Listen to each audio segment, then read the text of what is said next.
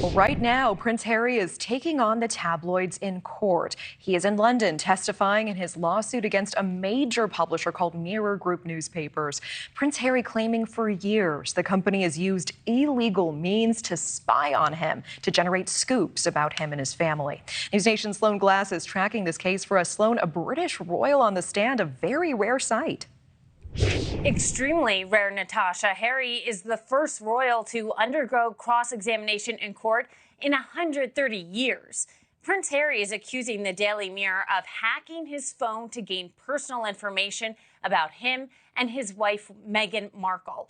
Harry's 55-page witness testimony has been explosive. On the stand, saying some editors and journalists have blood on their hands. Harry claims that the Mirror Group intercepted his voicemail messages, paid private investigators to gather information about him, and employed photographers who used unlawful means to track his whereabouts and those of people close to him. The defense team representing the Daily Mirror denies any wrongdoing, insisting that their reporting was in the public interest and within the boundaries of responsible journalism.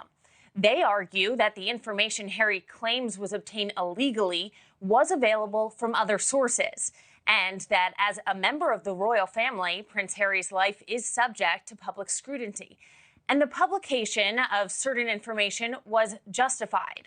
On the stand, Harry said that without hacking his phone, there was no other way the Daily Mirror could have discovered his whereabouts or specific details about situations. He pointed to dozens of articles of evidence. Harry's testimony was personal, not just to him, but to his family and their history with the press. He said thinking of British journalist Piers Morgan listening to his mother's private messages made him, quote, physically sick. He spoke about the false rumors that King Charles was not his real father. If Prince Harry is successful in this lawsuit, it could have far-reaching implications for the media and the relationship between the press and public figures.